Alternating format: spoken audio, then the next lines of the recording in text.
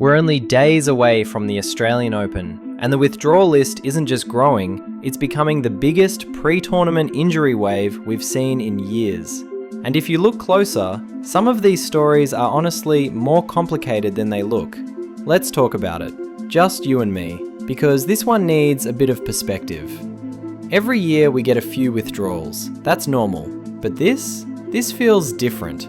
It feels like every time you refresh your feed, another name is gone. Some are expected, some are shocking, and some honestly feel sad, because these were players fans were really excited about. So instead of panicking or overreacting, let's slow down and look at what's actually happening heading into Melbourne. Let's start with the confirmed withdrawals, because this list is surprisingly heavy. Qinwen Zheng, last year's runner-up, Olympic gold medalist, one of the biggest emerging forces in the sport, officially out. Right elbow surgery, attempted a comeback, retired mid-match in China, and now admits she's simply not at Grand Slam condition. That's huge. She's 23, she had momentum, and Melbourne is supposed to be her lucky place. Then we have Danielle Collins, 2022 finalist. She's dealing with a herniated disc, plus her decision to prioritize personal health and family planning. She hasn't played since August, she's not ready, and she was transparent about it. Ons Jabeur, out due to pregnancy. And if you felt a little emotional reading that, you're not alone. Fans love her. This isn't an injury, this is a life chapter. And she said she might return late 2026, maybe later. Bianca Andreescu, not playing, not even entering qualifying. She's choosing challenger events to rebuild confidence. That's a big decision for a Grand Slam champion. Victoria Azarenka, two-time AO champion, likely out unless she gets the final wildcard. Her ranking dropped outside the top 100 and she hasn't entered qualifying. If she misses Melbourne, it'll be her first absence since 2020. On the men's side, Jack Draper, world number 10, one of the biggest young talents, out. Left arm bone bruise, and he's been dealing with it since Wimbledon. He's honest about it. Best of 5 is not smart for me right now. Holger Rune, another young star, ruptured Achilles. This is a season-ending injury. He's gone till late 2026.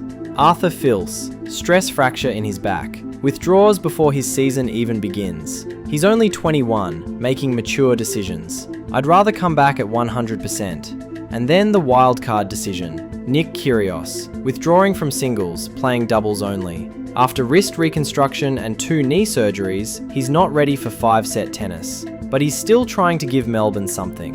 And when you read these one after another, you can see why people are calling this an injury wave. Now, here's where it gets tricky.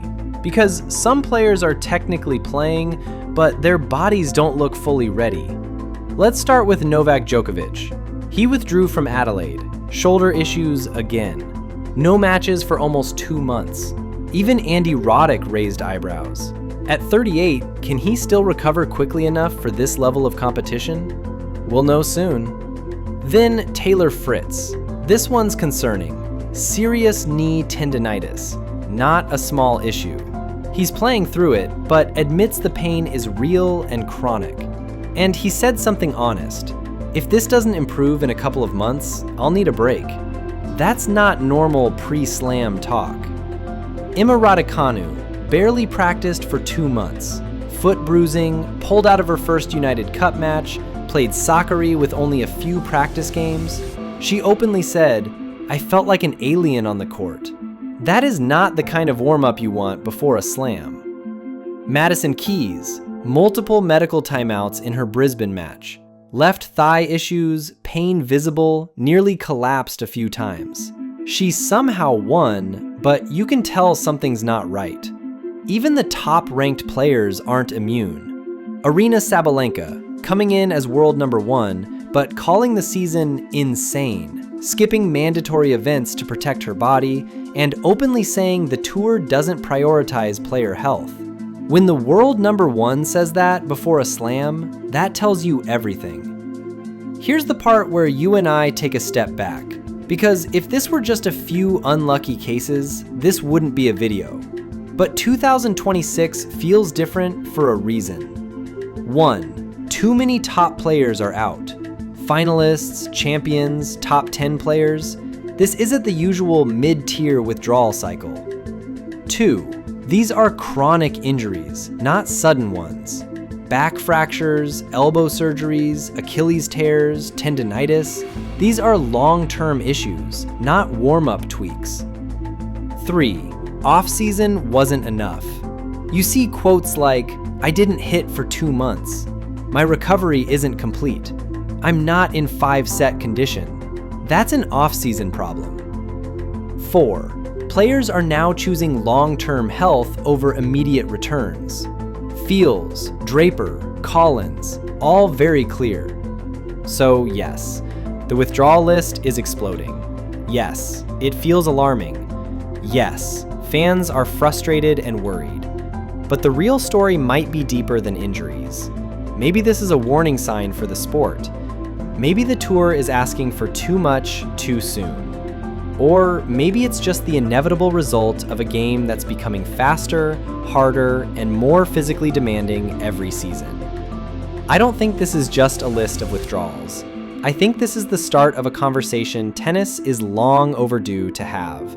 So let me ask you this. Do you think this is bad luck? A scheduling problem? A training issue? Or is this simply the new normal in tennis? I'm genuinely curious where you stand.